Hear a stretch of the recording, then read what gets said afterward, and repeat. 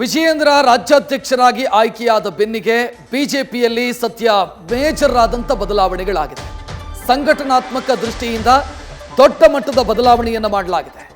ಹೊಸ ಪದಾಧಿಕಾರಿಗಳನ್ನು ಇವತ್ತು ನೇಮಕ ಮಾಡಲಾಗಿದೆ. ಒಟ್ಟು 4 ಮಂದಿ ಪ್ರಧಾನ ಕಾರ್ಯದರ್ಶಿಗಳು ವಿಜಯೇಂದ್ರ ಅವರ ಟೀಮ್ನಲ್ಲಿ.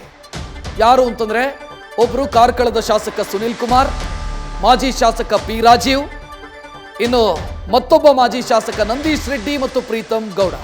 4 ಮಂದಿ ಪ್ರಧಾನ ಕಾರ್ಯದರ್ಶಿಗಳು, 10 ಮಂದಿ ರಾಜ್ಯ ಉಪಾಧ್ಯಕ್ಷರನ್ನ ಕೂಡ ನೇಮಕ ಮಾಡಲಾಗಿದೆ.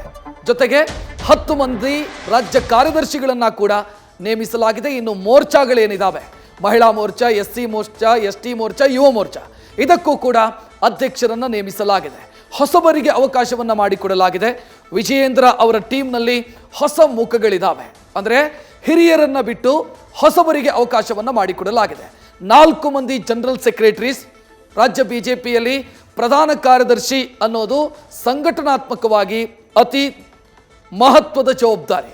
ಒಟ್ಟು 4 ಮಂದಿ ಪ್ರಧಾನ ಕಾರ್ಯದರ್ಶಿ. ಒಬ್ಬರು ವಿ ಸುನಿಲ್ ಕುಮಾರ್, ಕಾರ್ಕಳ MLA, ಇನ್ನೊಬ್ಬರು ಪಿ ರಾಜೀವ್, ಕುಡ್ಚಿಯ ಮಾಜಿ ಶಾಸಕರು, ಇನ್ನು ಪ್ರೀತಮ್ ಗೌಡ, ಹಾಸನದ ಮಾಜಿ ಶಾಸಕ, ಜೊತೆಗೆ ನಂದೀಶ್ ರೆಡ್ಡಿ, KR ಪುರ ಕ್ಷೇತ್ರದ ಮಾಜಿ ಶಾಸಕ. ಒಟ್ಟು 4 ಮಂದಿ ಜನರಲ್ ಸೆಕ್ರೆಟರಿ, 10 ಮಂದಿ ಸೆಕ್ರೆಟರೀಸ್, 10 ಮಂದಿ ಉಪಾಧ್ಯಕ್ಷರನ್ನ ನೇಮಿಸಲಾಗಿದೆ. ಜೊತೆಗೆ ಮೋರ್ಚಾಗಳಿಗೂ ಕೂಡ ಅಧ್ಯಕ್ಷರನ್ನ ನೇಮಕ ಮಾಡಲಾಗಿದೆ. ನ್ಯೂಸ್ ಫಸ್ಟ್, ನಿರ್ಭೀತಿಯಿಂದ ನಿಮ್ಮ ಪರವಾಗಿ.